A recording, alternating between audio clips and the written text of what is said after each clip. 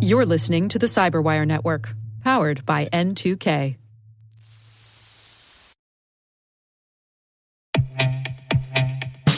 AI adoption is exploding, and security teams are under pressure to keep up. That's why the industry is coming together at the DataSec AI Conference, the premier event for cybersecurity data and AI leaders, hosted by data security leader CISA. Built for the industry, by the industry, this two-day conference is where real-world insights and bold solutions take center stage. DataSec AI 25 is happening November 12th and 13th in Dallas. There's no cost to attend. Just bring your perspective and join the conversation. Register now at datasecai2025.com/cyberwire.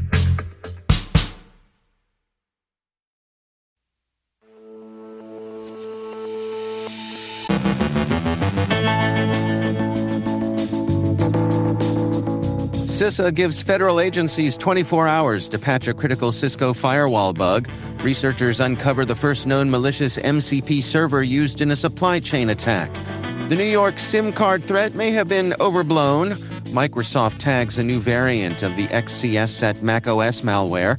An exposed auto insurance claims database puts PII at risk. Amazon will pay $2.5 billion to settle dark pattern allegations. Researchers uncover North Korea's hybrid playbook of cybercrime and insider threats. An old Hikvision security camera vulnerability rears its ugly head. Dan Trujillo from the Air Force Research Laboratory Space Vehicles Directorate joins Maria Vermazes, host of the T-Minus Space Daily, to discuss how his team is securing satellites and space systems from cyber threats. And Doge delivers dysfunction, disarray, and disappointment.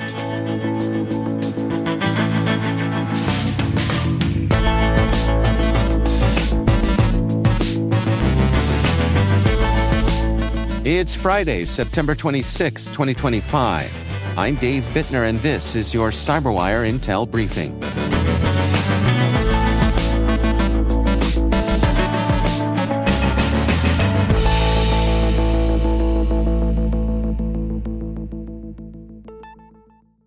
Thanks for joining us here today. Happy Friday. It is great to have you with us. Federal civilian agencies have until later today to patch two actively exploited Cisco firewall vulnerabilities under a new emergency directive from CISA. The flaws affect Cisco adaptive security appliances, widely used by governments and large enterprises. CISA warned attackers can exploit the bug with ease, chain them for greater impact, and persist through reboots and upgrades. Cisco released fixes Thursday and confirmed attacks targeting ASA 5500X series devices. Agencies must patch, assess for compromise, and decommission unsupported hardware. Canada and the UK issued parallel alerts, citing risks to critical infrastructure.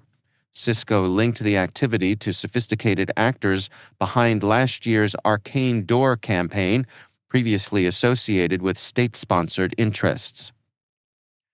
Researchers at COI Security uncovered the first known malicious Model Context Protocol server, or MCP, used in a supply chain attack. A MCP server is a component of the MCP ecosystem that acts as a bridge between AI assistants or large language models and external systems, tools, or data sources. In this case, the NPM package Postmark MCP, once trusted by hundreds of developers, was altered by its maintainer to secretly exfiltrate emails. A single line of code added a blind carbon copy to every processed email, sending sensitive data to an attacker-controlled domain. Researchers estimate about 300 organizations were affected, with thousands of emails stolen daily, including credentials, financial records, and legal documents. The incident highlights a fundamental weakness in MCP servers. They inherit full privileges from AI assistants, but lack containment or verification safeguards. COI Security urges organizations to uninstall compromised versions and rotate exposed credentials.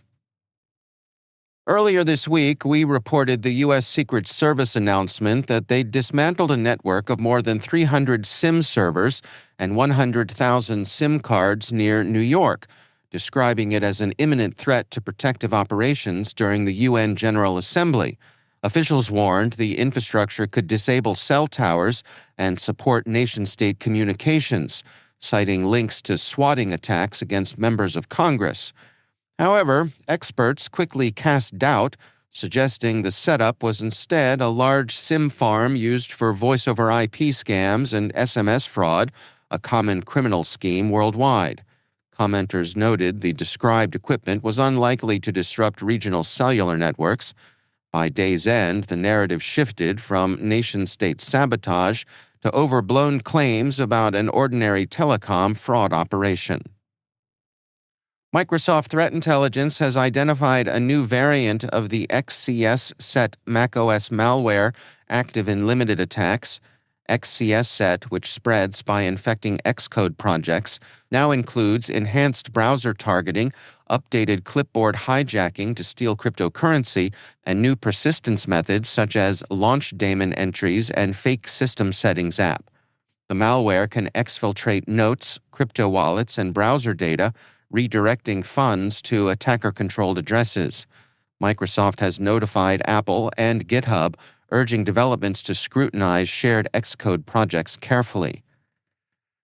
Elsewhere, Microsoft said it has stopped providing certain cloud and AI services to a division of Israel's Ministry of Defense after finding evidence supporting reports that Unit 8200 used Microsoft technology to track Palestinians' phone calls. The move follows employee protests over Israel's use of Microsoft software during its Gaza invasion. President Brad Smith confirmed the suspension involved Azure storage in the Netherlands and AI services. The Guardian reported Israel may shift the surveillance system to Amazon Web Services. Security researcher Jeremiah Fowler discovered an unprotected database containing 5.1 million files, totaling 10 terabytes, linked to Illinois-based ClaimPix, a platform used for managing auto insurance claims nationwide. The exposed data included vehicle registrations, repair invoices, images of damaged cars with visible VINs, and nearly 16,000 signed powers of attorney, granting legal authority over vehicles. Sensitive personal information such as names, addresses, phone numbers, and emails was also visible, alongside internal business documents. Fowler reported the issue, and access was restricted soon after. It remains unclear how long the data was exposed or if it was accessed by others. Experts warn the leak could enable identity theft, insurance fraud, or VIN cloning. ClaimPix confirms the findings and says it updated policies and code to remediate the flaw. Amazon has agreed to pay $2.5 billion to settle Federal Trade Commission claims that it used deceptive dark patterns to push millions into unwanted Prime subscriptions and obstruct cancellations. The deal includes a $1 billion civil penalty and $1.5 billion in refunds for 35 million customers. The FTC said Amazon knowingly designed manipulative enrollment flows and a cancellation system, codenamed Iliad, to deter users. The settlement follows the FTC's 2023 lawsuit alleging Prime subscription traps violated federal consumer protection laws. Researchers at ESET have detailed links between Deceptive Development, a North Korea-aligned cybercrime group, and WageMole, a cluster of North Korean IT workers. Deceptive Development targets software developers, especially in cryptocurrency and Web3, using fake recruiter profiles and social engineering scams such as Trojanized coding challenges and the click fix technique. Its malware arsenal includes Beavertail, Invisible Ferret, Weasel Store, and the complex Tsunami Kit toolkit, along with links to Lazarus Group malware like Tropidor and Acdor-T. WageMole operators exploit stolen identities and AI-driven tools to pose as remote job seekers, sometimes using proxy interviews or manipulated video to secure roles abroad. Their earnings and access provide both financial resources and insider footholds for North Korea. Together, these groups illustrate a hybrid model that blends financial crime, espionage, and insider risk. SANS researchers report a sharp increase in exploitation attempts targeting an 8-year-old critical authentication bypass flaw in Hikvision security cameras with a CVSS score of 10. Attackers send crafted HTTP requests, often using weak credentials, to gain access. Once compromised, cameras can be locked against legitimate users, have configurations altered, and be leveraged for lateral movement. Stolen configuration files use weak encryption and can be decrypted to harvest credentials. A wide range of Hikvision models remain vulnerable, with hundreds of thousands still exposed online. The risk is compounded by rebranding practices where Hikvision hardware is sold under other names. SANS urges organizations to patch immediately, enforce strong passwords, and restrict management interface access to trusted networks.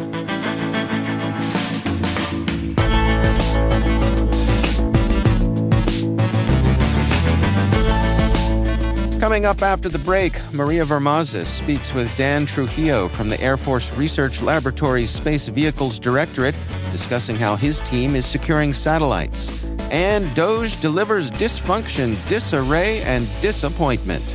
Stick around.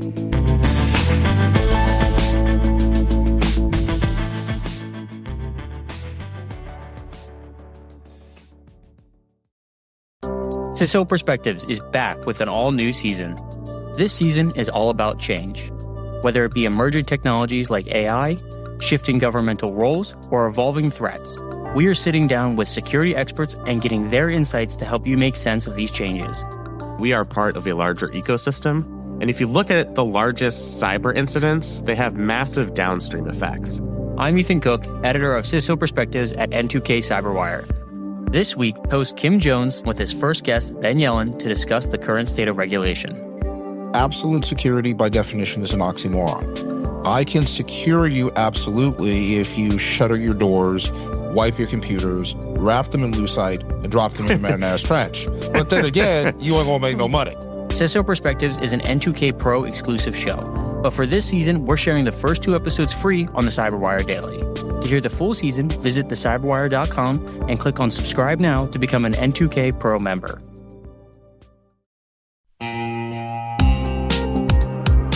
At Thales, they know cybersecurity can be tough and you can't protect everything.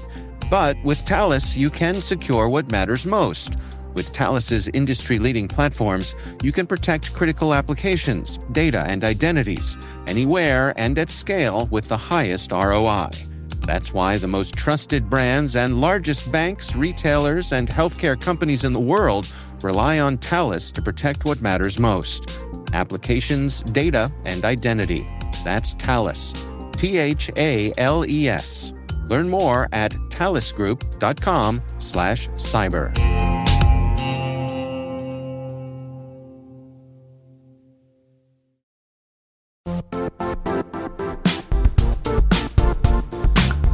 Compliance regulations, third-party risk, and customer security demands are all growing and changing fast.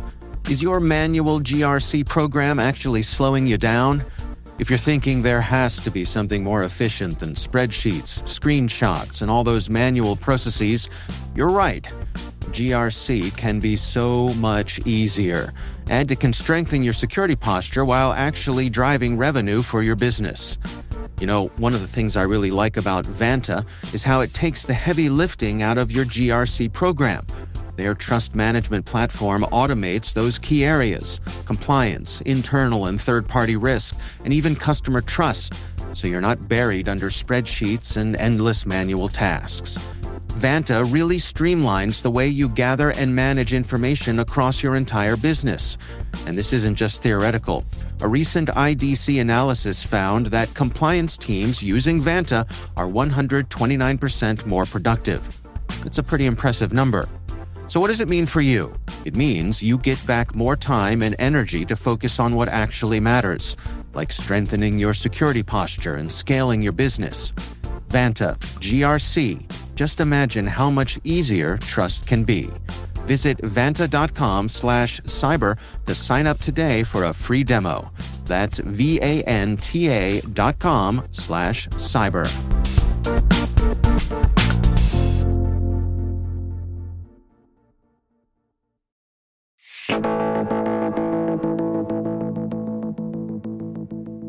My N2K colleague Maria Vermazis, host of the T-Minus Space Daily podcast, recently sat down with Dan Trujillo from the Air Force Research Laboratory's Space Vehicles Directorate to discuss how his team is securing satellites and space systems from cyber threats.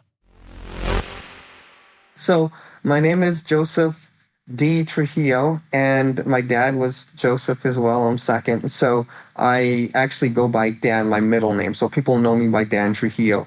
And so my current job is I lead the Space Cyber Resiliency Technical Area for the Air Force Research Labs in the Space Vehicles Directorate. Now, what's interesting about that is I always say Air Force Research Labs, but I actually work for the U.S. Space Force because we're a little bit of a carve out because of the Space Vehicles Directorate. So our motto is one lab serving two services, and that's what we do. So that's my current job, right? I lead a team of scientists and engineers, and we do research and development into essentially, the goal is to secure our space vehicles from cyber attack. And so we do a lot of research in taking raw technology, visions, concepts, maturing it in the lab, because a lot of these are just cyber technologies that we want to bump up or integrate into space systems.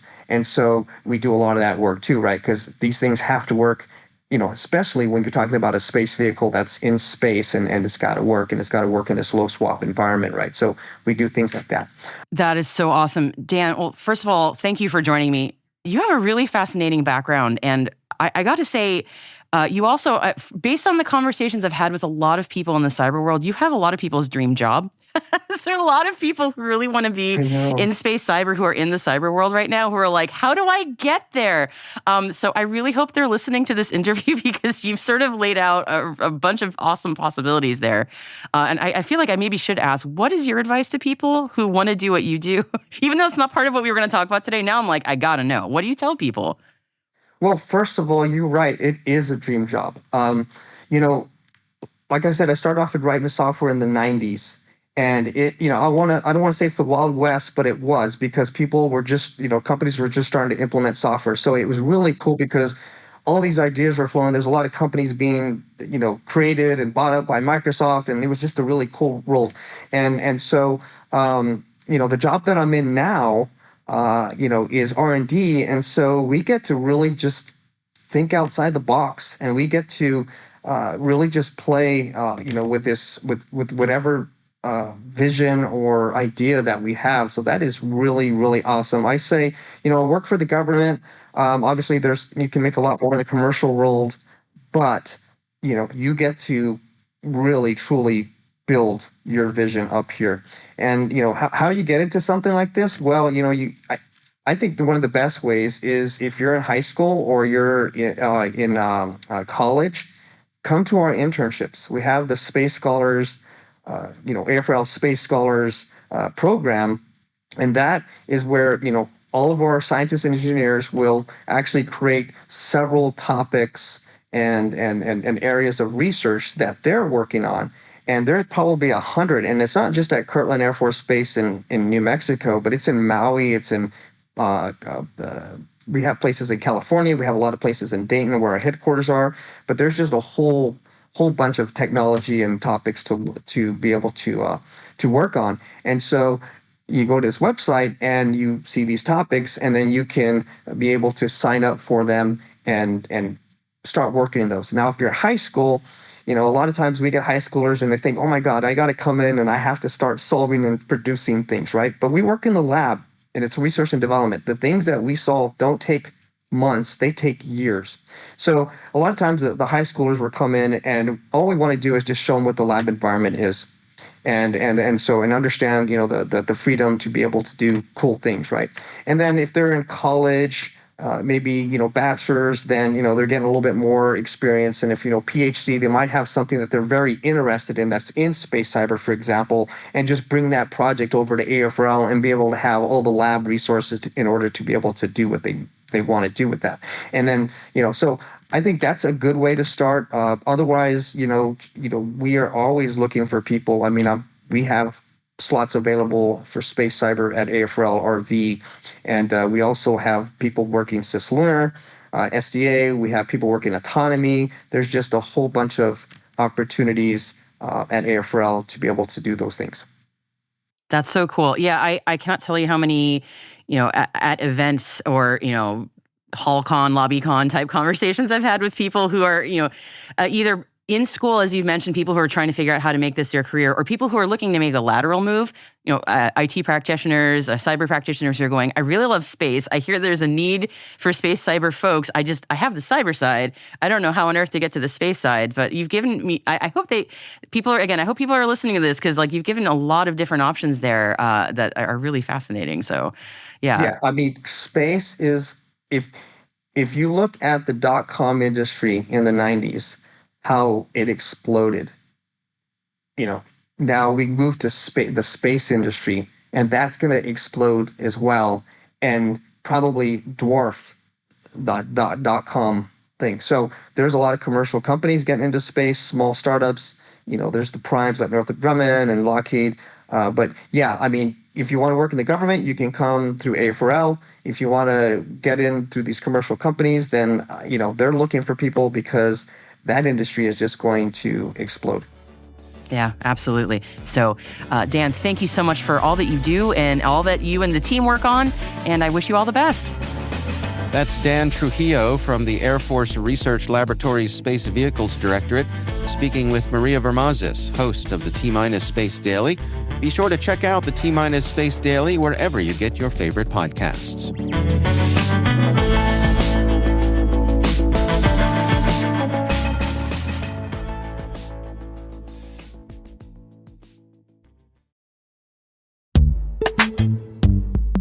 Investigating is hard enough. Your tools shouldn't make it harder.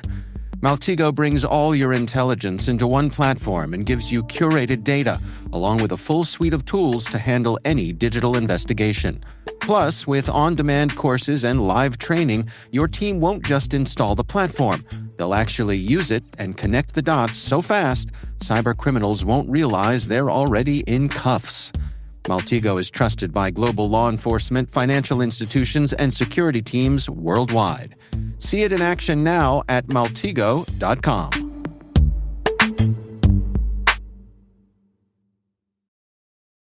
The Hilton sale is on. For 10 days only, you can save up to 20% on stays this fall and beyond. Don't wait. The sale ends September 29th. Book your stay and save at Hilton.com. Terms apply. Hilton, for the stay.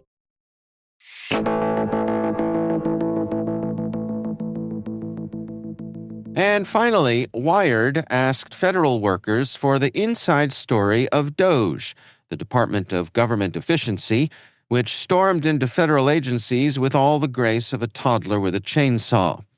Ostensibly created to modernize government, it quickly became a Musk-fueled circus of Silicon Valley interns asking seasoned civil servants why AI couldn't just do their jobs. Emails that looked like phishing flooded inboxes, capped off by the infamous Fork in the Road memo, which read like a parody of Musk's Twitter ultimatum.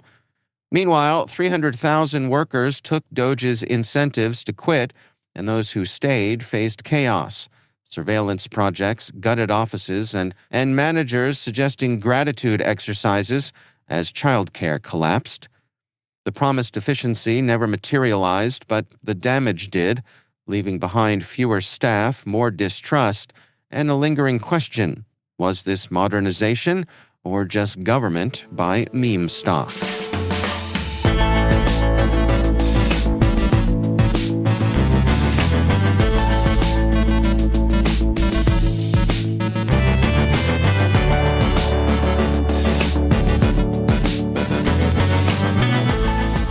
And that's the CyberWire. For links to all of today's stories, check out our daily briefing at thecyberwire.com. Be sure to check out this weekend's Research Saturday and my conversation with Martin Zujic, Technical Solutions Director at Bitdefender. The research we're discussing is titled Curly Comrades, a new threat actor targeting geopolitical hotbeds. That's Research Saturday. Do check it out. We'd love to know what you think of this podcast. Your feedback ensures we deliver the insights that keep you a step ahead in the rapidly changing world of cybersecurity. If you like our show, please share a rating and review in your favorite podcast app. Please also fill out the survey in the show notes or send an email to cyberwire@n2k.com. N2K's senior producer is Alice Carruth. Our CyberWire producer is Liz Stokes. We're mixed by Trey Hester with original music by Elliot Peltzman. Our executive producer is Jennifer Iben. Peter Kilpie is our publisher, and I'm Dave Bittner. Thanks for listening. We'll see you back here next week.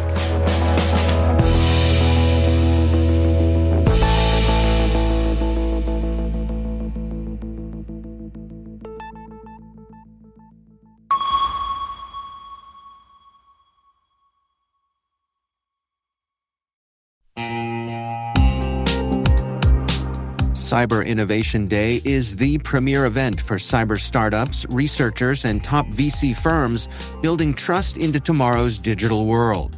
Kick off the day with unfiltered insights and panels on securing tomorrow's technology. In the afternoon, the 8th annual Data Tribe Challenge takes center stage as elite startups pitch for exposure, acceleration, and funding. The Innovation Expo runs all day, connecting founders, investors, and researchers around breakthroughs in cybersecurity.